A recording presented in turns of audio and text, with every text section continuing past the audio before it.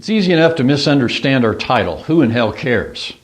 It's not a question born out of frustration and cynicism, but one that literally and seriously focuses on the nature of hell.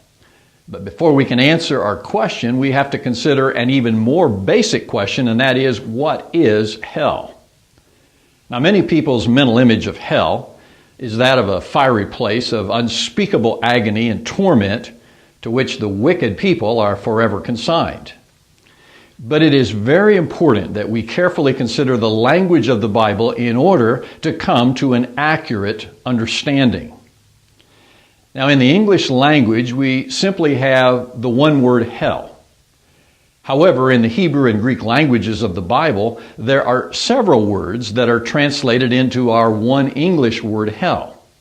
So, therefore, it's important that we carefully consider each one of these words and their meaning if we're going to come to an accurate understanding.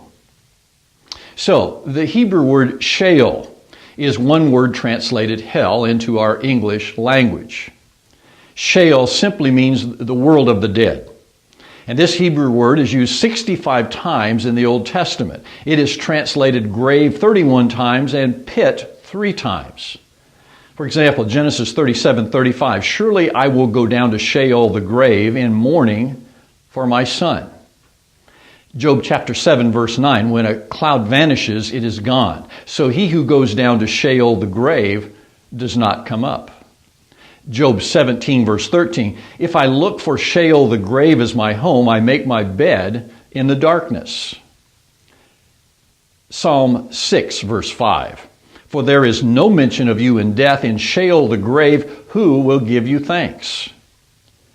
Psalm 89:48. What man can live and not see death? Can he deliver his soul from the power of Sheol, the grave? Ecclesiastes chapter 9, verse 10. Whatever your hand finds to do, do it with all your might, for there is no activity or planning or knowledge or wisdom in Sheol, the grave, where you are going. Now, there is a comparable Greek word that's used in the New Testament, translated hell into English. It is the Greek word Hades, and it is used 11 times in the New Testament. Matthew chapter 16, verse 18, Jesus says, I also say to you that you are Peter, and upon this rock I will build my church, and the gates of Hades, the grave, will not overpower it. Acts chapter 2, verse 31 speaks of he, David, who looked forward and spoke of the resurrection of the Christ, that he was neither abandoned to Hades, the grave, nor did his flesh suffer decay. Revelation 1:18, Jesus says, I was dead, and behold, I am alive forevermore, and I have the keys of death and of Hades, the grave.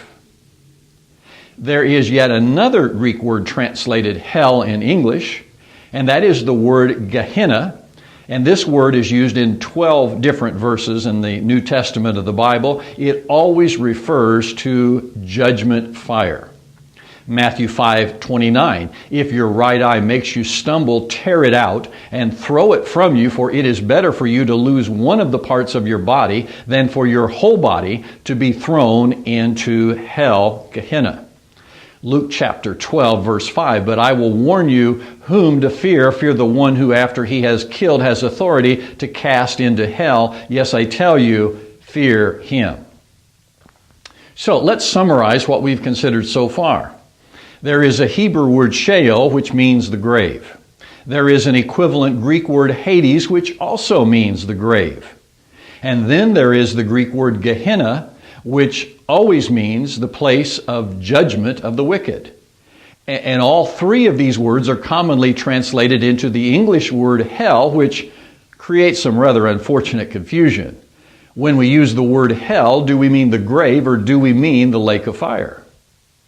In one sense, we can say that everyone is destined to go to hell, to the grave.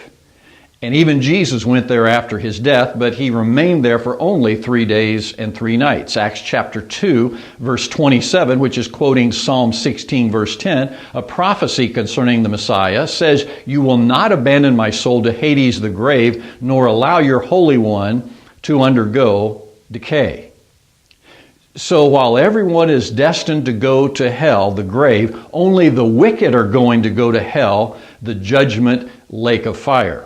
So back to our original question, who in hell cares? If we're referring to hell, the grave, we can categorically state that no one cares.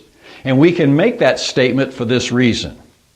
For the living know they will die, but the dead do not know anything. Ecclesiastes chapter 9, verse 5.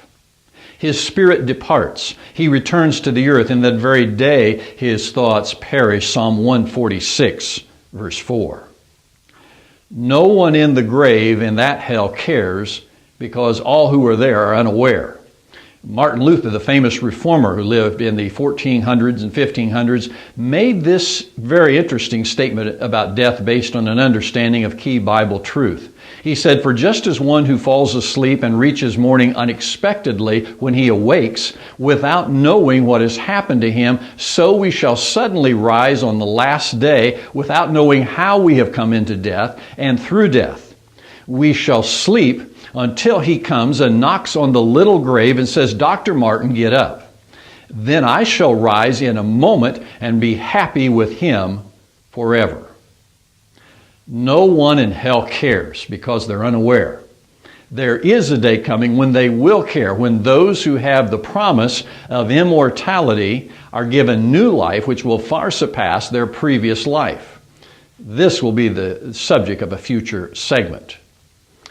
It is very comforting to know that those who are in hell, the grave, are unaware of pain, they're unaware of problems, and they're unaware of the passing of time.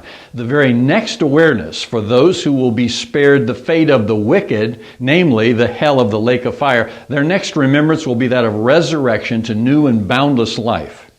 And as it says in 1 Thessalonians 4, verse 18, "Therefore comfort one another with these words." Thanks for joining us.